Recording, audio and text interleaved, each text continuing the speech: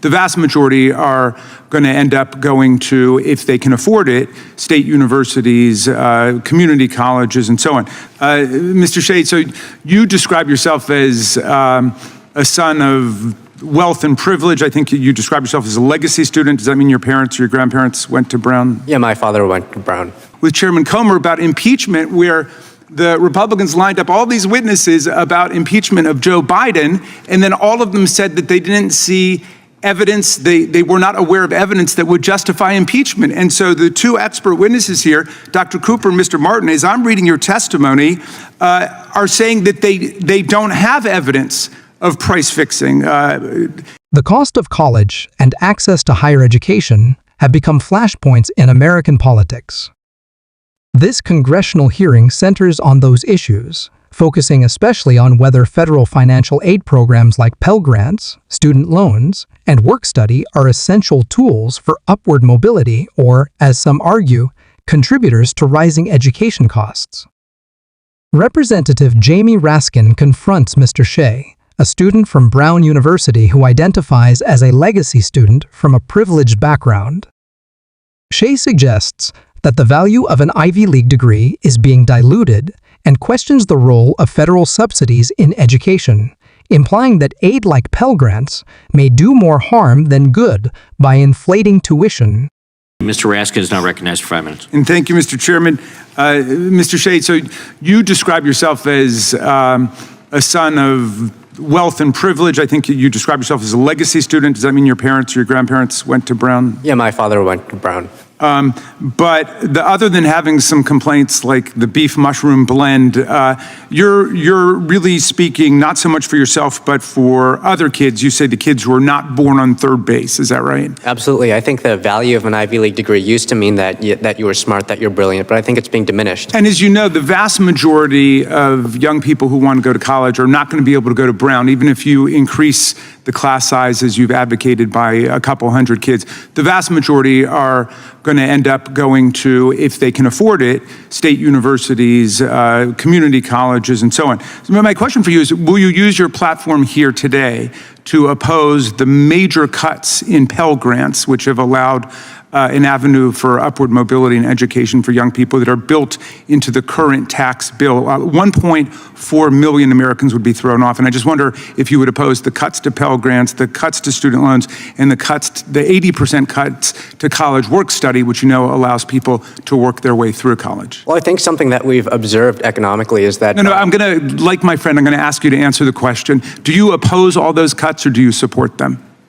I guess I believe that that subsidizing education only increases the cost because... So you favor those cuts. So you would just get rid of the Pell Grant program, is that right?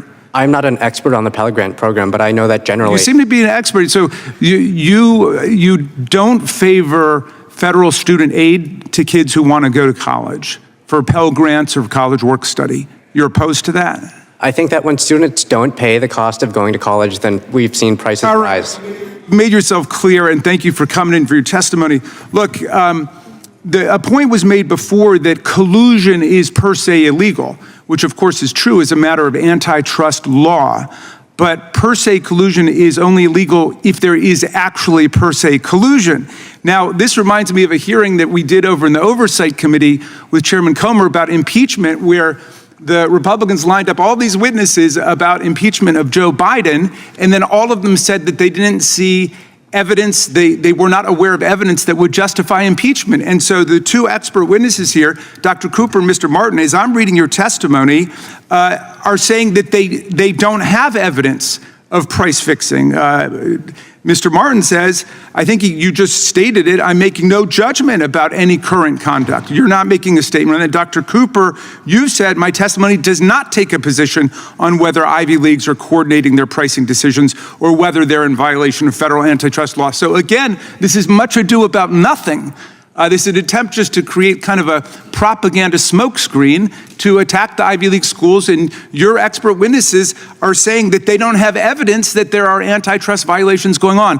And of course they're correct, because if there were, the Trump Department of Justice would actually be engaged in prosecution or an investigation of them. So we have one champion of the working class at Brown University, who is opposed to Pell Grants and other means for kids to actually go to college in America, where most kids do go to college, and 2 expert witnesses who don't see price fixing taking place by the Ivy League institutions. But there is a real problem in America. Only 10% of college students go to for-profit colleges, but they're responsible for 50% of all student loan defaults. And I'm going to ask for...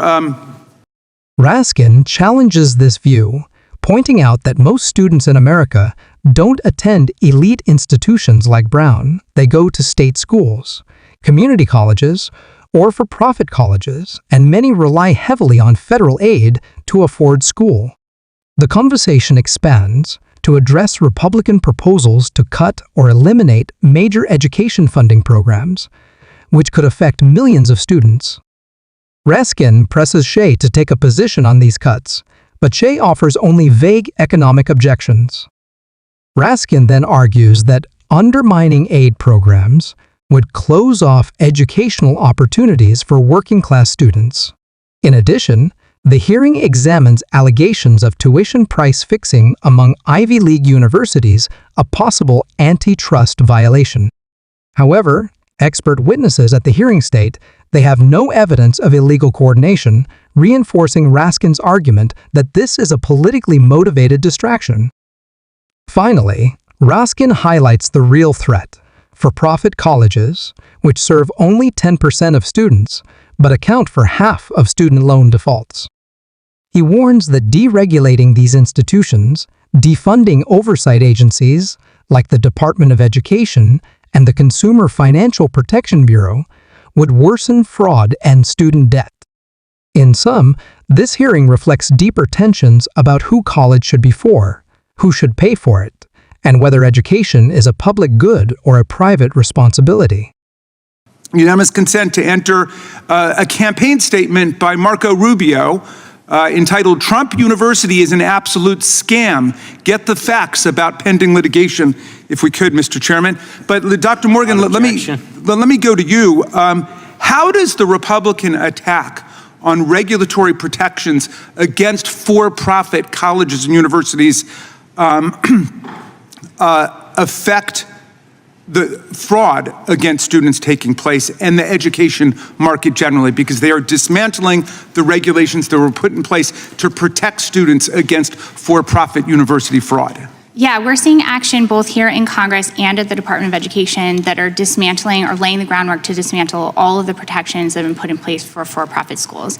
And what we've seen cyclically over time is when those rules are pulled back, we have increased enrollment in for-profit colleges, we have increased debt that people can't pay off, and we have increased allegations of fraud. Okay, and what about their move to abolish the Department of Education and to gut the Consumer Financial Protection Bureau? Will that exacerbate the difficulties that young people are having paying for college? We're taking the cops off the beat who can actually identify that fraud and stop it and put money back into people's pockets. Gentleman's time has expired. I ask unanimous consent to enter into the record the following article from Ivy Coach titled "Ivy League Tuition and Fees for 2024-25, comparing tuition rates amongst the 8 Ivy League schools," and also an article from Ivy Coach titled "Ivy League Admission Statistics, comparing the acceptance rates amongst the 8 Ivy League schools." I now recognize the gentleman from Virginia. Thank you, Mr. Chairman. I appreciate